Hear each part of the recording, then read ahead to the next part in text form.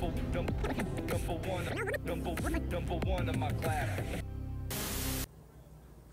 Good afternoon, good evening. Cuts by Dre, New Styles Mobile Barber back in the building. And today we're going to go over a mid-tempo fade wavelength on top. Once again, I want to thank y'all for checking out my channel, for tuning in, for all my subscribers, all my watchers. Make sure you like, make sure you comment, subscribe, hit that notification bell for any of my future videos coming up. As you know, if you've been checking out my channel, I like to do my haircuts in real time. That gives you guys an opportunity to see just about how long it should take you to do the basic haircuts that I do in my videos, because time is money. And we all know barbers, we don't get paid by the hour. We get paid by the haircut. So with that in mind, you want to try to get your haircuts out within, a reasonable amount of time, 20 minutes, under 30 minutes a cut. So this is my low to mid tempo fade. Right here, you see me doing the pre-shape up. I like to do that pre-shape up in my haircuts. And I like to do that because before I start cutting or fading or bringing that hair down, I like to try to do that pre-shape up while the hair is still dark before it's cut. That way it prevents me from pushing the hairline back. I can see where the natural hairline should be, where it's still nice and dark. And it also allows me to use, less highlights. If I choose to use highlights at the end of the haircut, I can make sure that I don't cut that part of the hair too close so it'll stay kind of dark, because that's pretty much what highlights are. The hair is a little bit darker in a particular area, so it makes their hairline stand out and look a lot sharper. I like to use my Babyliss Boost clippers. I've been using them for a while now. They have been proven to be some workhorse clippers, much like my Andes Masters that I used to use back in the day. I have no problems with these clippers. Battery life is excellent. I've been using them for very long, extended period of time. I have not had them cut off on me. I always sit them back in the charger dock when I am finished. I do have, several other pair of clippers that I do use in between. But for the most part, man, I like to use those Boosts right there, those blue Babyliss Boost clippers, and they do a fine, excellent job with fading, and they're pretty fast. So right now, I methodically go around my customers' haircuts. I've been cutting for so long, I don't necessarily cut in steps. I use steps basically, but I don't stay with the same steps every time. I pretty much go around the customer's head, see what needs to be cut, and cut it. Basically I just keep an eye on the haircut. I like to go around the head so that I can keep both sides pretty much uniform, pretty much the same. I never cut one side of the head completely, then turn around and go back and cut the other side of the head, because that way I think the haircuts can be slightly different on either side. If you do the entire haircut at the same time, rotating the chair, because that's why these chairs spin. They spin so we can spin them around while we're cutting the hair. So if you rotate the chair and you cut the entire head at one time, going back and forth from left to right or right to left, you'll notice that your haircut will be a lot more smoother looking at the end. It'll be a lot more uniform. Both sides will pretty much match up as close to as possible as can be. So with mid-tempo fades, you don't want to take the fade too high up on the sides or the back. So if you notice, I'll start with the fade and then I'll come down and I'll cut the top down. Normally, when I do my haircuts, I'll cut the top down to the desired length before I actually start fading, if I'm doing a ball fade all the way around. But tempo fades, clients normally like to leave a little bit more hair on top. So I'll bring the top down after I've done pretty much a pre-tempo fade. Not the entire fade, but just pretty much a pre-fade. You see I still got a lot of work to do with the fade, but right now I'm just bringing that top down to that desired length so that I can blend them sides in, so that I can blend that back in to the length of the top.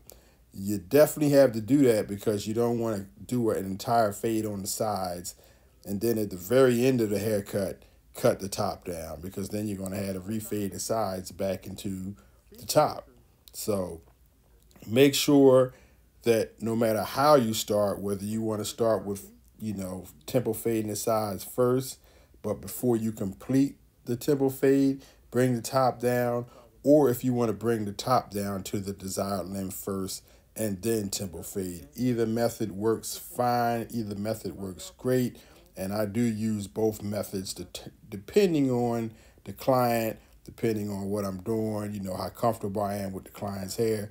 This particular client here, I cut him on a regular basis, so I'm pretty familiar with his hair, so I just jump right in and go to work. He's getting a wavelength on top, so here you see I'm using the same boost clippers with a number 1 guard, and I just like to go over that top, smooth it down. I'm cutting with the grain because he wants to keep his waves in. When you want clients to keep their waves in as much as possible to have those waves pop, you want to go with the wave pattern, with the grain. You don't want to cut against those waves. You can cut against them, and 9 times out of 10, those waves will still be there, but you will cut some of them out. If you're trying to preserve as many waves as possible, always go with the grain when you're cutting the top down. When you're fading, of course, on the sides or the back, as you see here, you got to go against the grain when you're fading. So right now, I'm methodically going around my client, cutting, fading, going down on top, and also flipping those clippers around and coming up with the fade on the bottom. So once again, hey, I want to thank y'all for checking out my channel. Not going nowhere. We're going to finish this cut, of course, but I just want to thank all of the people that's watched me so far, that's commented it so far. Make sure you comment on this particular video. Tell me what you like about it. Tell me what you don't like about it. I'm always learning. Even though I've been in this game for over 30 years, I am always constantly learning, constantly trying to improve my craft, get better as a barber, get better as a person, all the way around. So definitely, if you see something that you think I can improve on, definitely hit me up in the comments, man. I love to hear suggestions, whether they are good or bad. Definitely, because in my opinion, every comment is a good comment as long as you comment. So back to the haircut. We're about 8 minutes into this haircut, and as you can see, I'm still, methodically fading, making this fade as smooth as possible as I can. He's going to get a ball fade at the bottom. I never like to start my fades with the edges balling out that bottom. I normally do that last so that I can get that more gradual fade look, So right now, I'm just working it out, man. Doing detail work, trying to get those dark spots out. So when a client has waves, it's a little bit more difficult to fade in some areas where those waves are popping at, because the waves have little waterfall humps. So when you're fading a wave, it might take a little bit longer to try to smoothen that out, to try to get that nice blend going without cutting the whole wave pattern out altogether. So as you can see, I'm still using those boosts, man. 1 clipper here, man. Those boosts, FXs, are doing the job, and pretty much those clippers with 1 guard, either my half guard or my number 1 guard, is really all you need to use with a haircut, this low, this simple. And a haircut like this shouldn't take, longer than 15, 20 minutes. He's getting his beard done as well, so I think this haircut goes into about 20 minutes.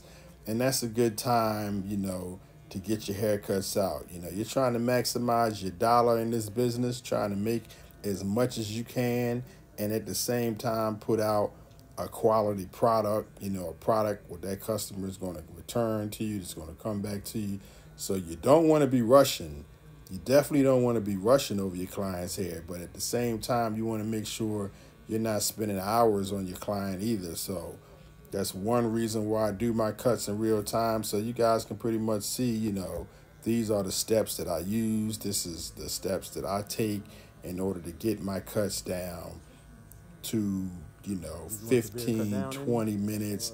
If it's a full fade all the way around, 30 minutes and under for any type of haircut that gets in my chair. I set my appointments 30 minutes apart on my website. So you like to be done within 20 to 25 minutes. Give yourself about 5 minutes clean up so you can get your station nice, clean, and fresh for your next client. So now I'm using those flex clippers. I want to also give you a review on those flex clippers since I've been using them now for probably maybe quite a year. I would say it's probably been close to a year that I've been using those flex clippers, and let me tell you, those Stylecraft flex clippers are still my #1 best edges. I have not gotten a new blade on these. This is still the original blade. I'm thoroughly impressed with these flex clippers because normally after about 6 months, it's time to get you a new blade. You know, if you're cutting a lot of heads, and I consider myself to be cutting a lot of heads. I stay pretty busy, pretty booked. And these are my go-to edgers. I use them constantly on every client. I do have another set though, because I do mobile cuts a lot. So I guess about half the time I'm in the shop and the other half I'm in my mobile van. So they are getting a break. So that's probably one reason why they last as long as they have. But even taking in consideration the mobile cuts, I can really I can put a good word in for these flex clippers. They are sharp, they are excellent, and the blade lasts a nice long time. As you can see here, I'm just shaping up his beard, you know, trying to get that beard as nice, as tight as possible. You know, trying to, you know, sometimes when you're doing a client and they, you know, they tend to like to want to, you know, work on their hair, you know, in between haircuts, they might have some clippers at the house and they want to work on their face, their beard, try to shape themselves up in between haircuts. A lot of times you notice that when you got a client like that, and a lot of people are like that now because the economy is getting tighter, haircuts are going up, so you got a lot of people, you know, doing a lot of self-maintenance at the house in between haircuts. And when they come back to the shop, you find yourself having to not necessarily, I say, fix what they've done, but you have to adjust and try to make what they've done. For instance, here, as you can see, his beard is brought up under his chin just a little bit too high. And I'm bringing it kind of back down to where it should be. You can see round about the bottom where I'm bringing that beard at. That's kind of where it should be for a more natural look underneath, instead of it being right up underneath his chin. You know, if you're doing it at your house, in your bathroom in the morning or something, you know, the customers or people, they really can't see that doing it themselves. So that's one thing as barbers we have to do. We have to constantly, you know, work behind somebody else's work, whether it's your client's own work or whether it's another barber's work, you know. So we got to be skilled enough to be able to recognize how we can fix a haircut and at the same time get that haircut looking like it was all yours. It's a fresh haircut that nobody else touched. You know, that's a skill set in itself. So as you can see right now, I'm using those flexes. I'm going over this shape up, you know, giving him a nice sharp line all the way around with these flex clippers. The battery life on these flex clippers also excellent. I haven't never had them die on me in the middle of a haircut. You know, I do put them on a charger in between each cut, but never had any problems out of them. I definitely recommend the flexes. I definitely recommend the boost clippers as well. They are definitely workhorses, definitely professional clippers if you're cutting a lot of heads or even if you're not cutting a lot of heads. So as you can see, I'm just going around his head trying to clean this shape up, you know, as sharp as I can. I like to call this, you know, going around the edges, man. You know, like when you're doing your yard at home, man, you got to get that weeder out, man, and get those edges nice and sharp. You know, that's what a shape up is, man. You know, you've seen a lot of people's yards without that nice, fresh, sharp line. The yard just don't look the same. Applies the same with the haircut, man. That fresh line really brings out a haircut. And it can also make your haircut look a lot better. The haircut might have some flaws in it, some imperfections in it, but when you hit them with that sharp, nice, crispy line, you know, it'll take those flaws away. Those flaws won't be as noticeable, won't be as recognizable, because that shape up really highlighted the cut. And in order to get that sharp shape up, you got to have the right clippers. And in my opinion, those Flex Stylecraft are the best ones out. I also have the Sabers, but I believe 100% the Flexes are a lot sharper than the Sabers. In my opinion, you know, no matter what anybody tells me, I'm sticking with the Flexes. So right now, I'm pretty much just bringing his beard down, trying to smooth that beard down to a nice length as well. Now here I'm using a little bit of highlight. I'm using that Kiss highlighter, and I like to go real light with my highlights, man, so you can actually barely see that the client even has any highlights on at all. I like to keep it as natural as possible. I don't like people walking out looking with their hairline super black, you know, looking real fake and unnatural. And I don't believe the clients like that either. So that's one reason why I put those highlights on real nice and light, so you can barely tell that the client has any kind of makeup, because that's basically what it is. It's makeup for men. The client has any makeup or any highlights on them. So after I highlight my customer, I like to come back, clean it up again with the clippers, with the edges, those flexes again, you know, taking off any excess hair that I might have missed, you know, because once you sharpen a customer up with them edges and you put that highlight on them, you can see a lot of extra hair that you didn't see before. And also a technique that I'm about to use is what I call my powder line. I use regular talc powder and I give my hairline. That talc powder also makes the hair stand up on the forehead, makes it stand up, and it actually, you can see a lot of the hair that you thought you cut and you actually didn't cut it at all. And that's another reason why I use that talc powder to freshen up my hairlines at the end.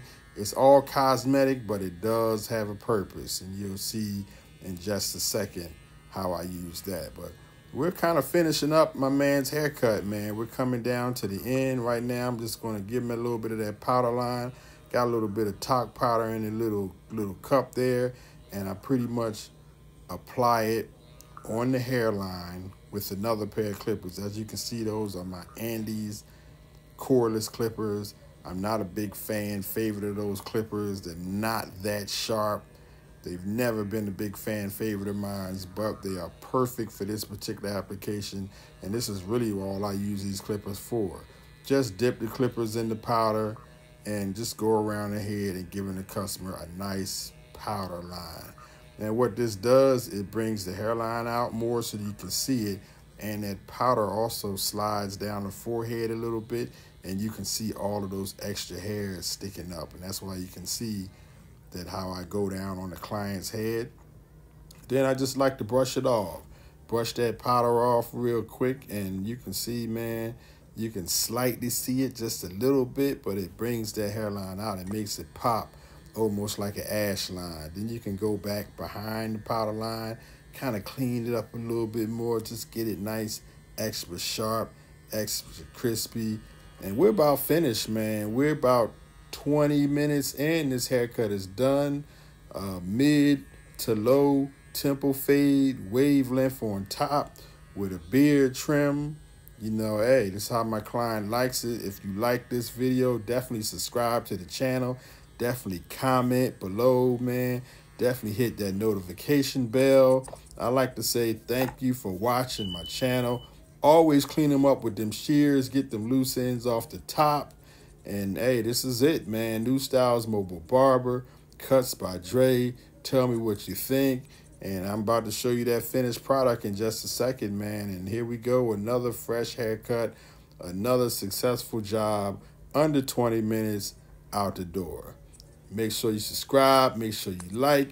Hey, I'll see you in the next video. But right now, I'm just cleaning them up, you know, getting a little bit of those imperfections out, getting it as close to perfect as I possibly can. You still got to listen to your client. You can't cut off stuff that he don't want cut off.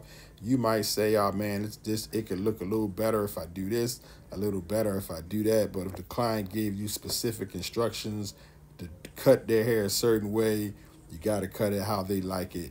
You know, of course, giving it your own touch, but definitely keeping it how they like it. So here we go, the finished product, man. Cuts by Dre, New Styles Mobile Barber. Here we go. Once again, thank you for checking me out, and I'll see you in the next video.